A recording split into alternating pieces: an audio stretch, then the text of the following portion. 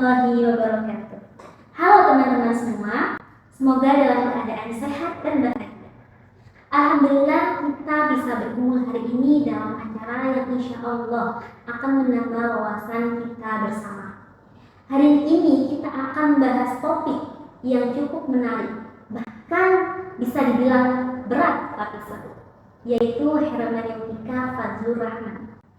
Mungkin sebagian dari kita sudah pernah mendengar istilah hermeneutika, tapi masih bertanya-tanya, sebenarnya apa sih maksudnya? Nah, dalam konteks ini kita akan melihat bagaimana Fazlur Rahman menawarkan cara memahami Al-Quran yang tidak hanya tekstual, tapi juga kontekstual. Jadi tidak berhenti pada makna literal saja, tetapi juga mempertimbangkan kondisi sosial dan tujuan moral dari ayat tersebut. Topik ini penting banget, apalagi di era sekarang, ketika banyak penafsiran beredar di media sosial dengan berbagai sudut pandang. Disinilah pendekatan seperti yang ditawarkan Fazlur Rahman menjadi relevan untuk kita pahami lebih baik. Dan tentunya supaya pembahasan kita tidak sekedar teori, sudah hadir dua narasumber kita. Di sebelah kanan ada Kak Fadwa dan di sebelah kiri kita ada Kak Cici. Nah, kalau tidak salah, Fazlur Rahman itu berasal dari Pakistan ya?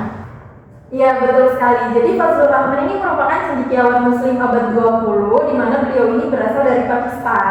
Beliau ini terkenal sebagai pemikir Islam pembaharu dan progresif ya, di mana beliau ini lahir di Hazara 21 September 1919. Nah, beliau ini memang dari kecil sudah diberikan pendidikan agama oleh ayah beliau sendiri. Dari segi karir, beliau ini juga terkenal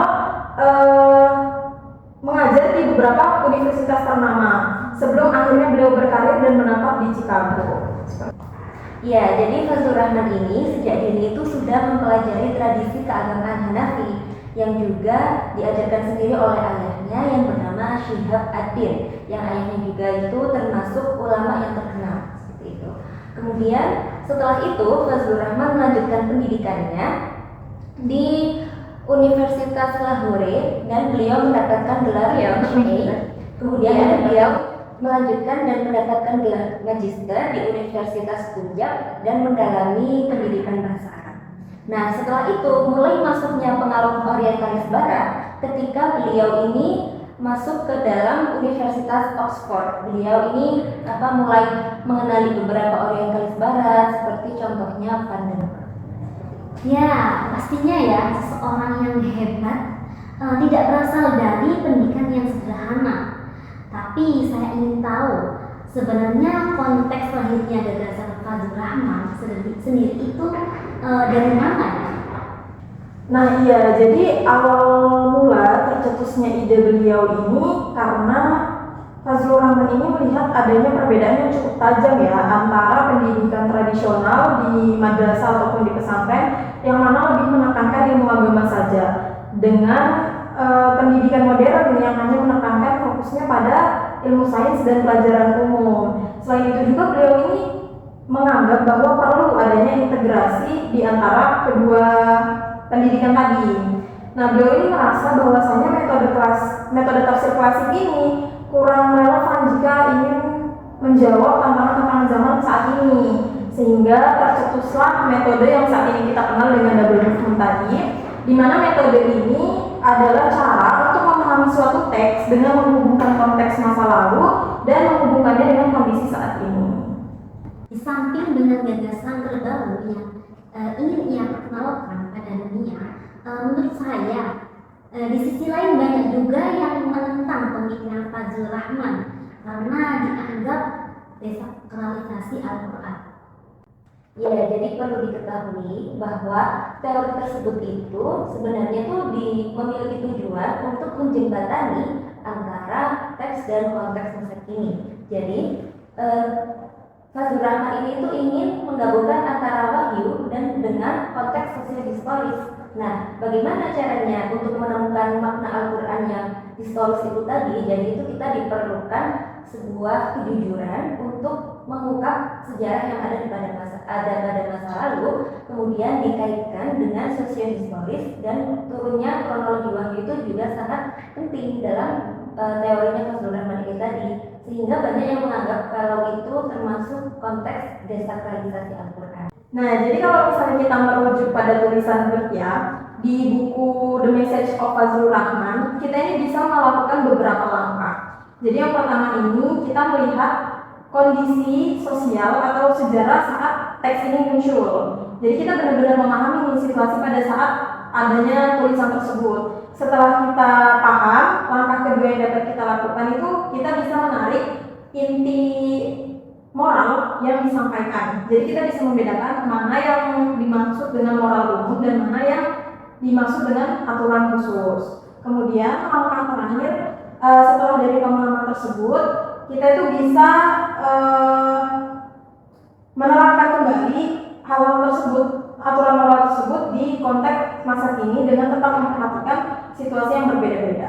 Oke, saya jadi ingin tahu gimana sih Kak contoh pengaplikasiannya dalam ayat Al-Quran, biar nanti audiens tahu gitu loh bagaimana penerapan metode double movement Fazlur Rahman yang diaplikasikan ke ayat Al-Quran gitu. Baik, jadi di sini saya akan mencontohkan dalam Quran surat An-Nisa ayat 3, yang mana di sini itu menjelaskan tentang hukumnya poligami. Nah, di sini kan dijelaskan ya dalam ayatnya, wa in khiftum alla tuqsitu fil yatama fankihu ma qaba lakum minan nisa'i masna wa thulatha wa ruba'. Nah, jika dilihat dari makna teksnya, wa in khiftum alla tuqsitu fil yatama, jika kamu khawatir tidak mampu berlaku adil kepada anak yatim, fankihu ma qaba lakum, maka nikahilah perempuan lain yang kamu senangi, masna wa thulatha wa ruba', 2, 3 atau 4. Kemudian ada lanjutan ayatnya, fa in khiftum alla ta'dilu fawahidatan aw ma malakat aymanukum.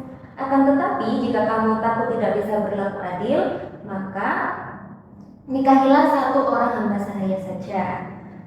Dari keadaan Allah ta'ulu, yang demikian itu lebih dekat untuk tidak berbuat dolim. Nah, jika kita kaitkan dengan teori double movement-nya Fazlur Rahman, nah ini tuh dilihat dulu dari konteks awal turunnya ayat ini. Jadi dilihat pada kondisi masyarakat Arab pada masa itu. Nah, jadi pada masa itu sebelum ada turunnya ayat ini, masyarakat Arab ini tuh bebas, mereka mau menikahi berapapun orang perempuan, baik hamba sahaya atau siapapun penduduk itu boleh saja dinikahi, bebas berapa orang saja. Nah, namun di sini juga dijelaskan pada sebelum turunnya ayat ini itu ada penyelewengan harta anak yatim. Nah, jadi mereka ini di sini tuh kayak orang yang sudah tidak bisa berlaku adil dan juga menyelewengkan harta anak yatim. Kemudian ayat ini turun untuk menjawab fenomena tersebut. Akhirnya Al-Quran berkata kalau hanya boleh menikahi 2, 3 atau 4. Itu pun kalau bisa berlaku adil. Nah, kemudian jika ditarik dengan konteks masa kini, nah di sini tuh ada dua perbedaan atau dua hal yang keterkaitan, yaitu hukum formal dan juga moral ideal. Hukum formalnya kita hanya boleh menikahi orang perempuan itu 4 orang saja yang paling banyak, dan moral idealnya yaitu kita itu harus tetap menegakkan keadilan. Jadi jika kita mampu menikahi 4 orang, kita juga harus tetap berlaku adil kepada semua 4-4-nya itu, karena untuk melindungi hak perempuan tersebut dan tidak merasa terzalimi. Jadi seperti itu. Nah, jika dikaitkan di masa kini, kenapa kok di Indonesia sendiri itu ini hukum ini tuh tidak diberlakukan secara yang gamblang? Kenapa kok kita itu juga jarang menemui kan kalau orang-orang yang berlaku poligami, karena masyarakat itu dinilai kurang bisa berlaku adil. Oleh karena itu, jika kita tidak bisa berlaku adil, lebih baik menikahi satu perempuan saja. Seperti itu. Wah, saya baru tahu hal tersebut. Namun, menurut narasumber, apa kontribusi, kelebihan, keterbatasan, dan relevansi pendekatan Fazlur Rahman pada masa kini? Iya, jadi kalau dilihat lebih dalam ya, pendekatan Fazlur Rahman ini sangat dekat sekali dengan aliran hermeneutika Emilia Betti, Dan hal ini tuh juga didukung oleh analisa dari Leonard Binder, yang mana beliau ini mengakui bahwasanya Fazlur Rahman ini penilaiannya cenderung objektif. Nah, jika dilihat dari sisi dampak, sebenarnya ada dua dampak ya dari pemikiran Fazlur Rahman ini. Yang mana satu sisi beliau ini berhasil menciptakan bahwasanya teks ini tetap relevan dan lebih hidup dan bisa menjawab tantangan-tantangan zaman pada saat ini. Tapi di sisi lain, akhirnya menimbulkan banyak perdebatan karena banyak sekali tokoh-tokoh lain yang beranggapan bahwasanya pemikiran Fazlur Rahman ini bisa mengubah hukum yang telah ditetapkan itu tadi. Oh iya, jadi itu ada juga yang mengatakan kalau teorinya Fazlur Rahman ini sama dengan teorinya Habermas, di mana yang kedua teori ini tuh sama-sama mengkaji tentang sosial masyarakatnya Islam yang awal pada masa dahulu. Nah, kemudian teori Habermas ini itu bertujuan untuk mengungkapkan irasionalisme yang telah menghilangkan kebebasan berpendapat. Seperti itu. Tapi jika kita lihat secara garis besar perbedaan antara pemikiran Fazlur Rahman dengan Habermas ini, kalau Fazlur Rahman ini mengaitkan akal dengan wahyu, jadi antara akal sama wahyu itu masih berkesinambungan. Namun jika Habermas ini lebih mengaitkan antara akal dengan akal pemikir itu sendiri. Jadi perbedaannya seperti itu. Wah, menarik banget ya obrolan kita hari ini.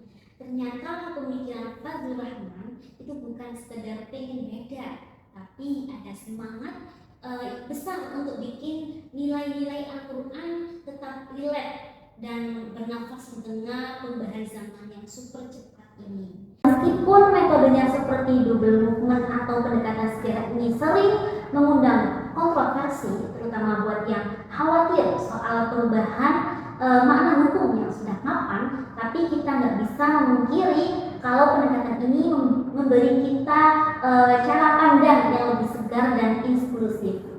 Intinya sih bagaimana kita bisa menangkap ruh atau pesan moral dari wahyu. Bukan cuma terpaku pada teks tertulisnya saja. Hermeneutika itu bukan alat untuk merusak teks, tapi justru jadi jembatan supaya teks itu gak jadi benda mati di museum sejarah, melainkan terus hidup jadi solusi buat masalah kemanusiaan sekarang.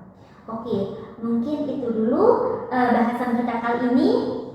Semoga diskusi singkat ini bisa menambah perspektif baru buat teman-teman semua dalam melihat teks agama maupun sosial secara lebih luas. Saya Fatihatul Alimah pamit undur diri. Terima kasih buat dua narasumber kita, Kak Fajwa dan Kak Cici, yang sudah berbagi ilmu yang luar biasa hari ini. Dan sampai jumpa kembali. Wassalamualaikum warahmatullahi wabarakatuh.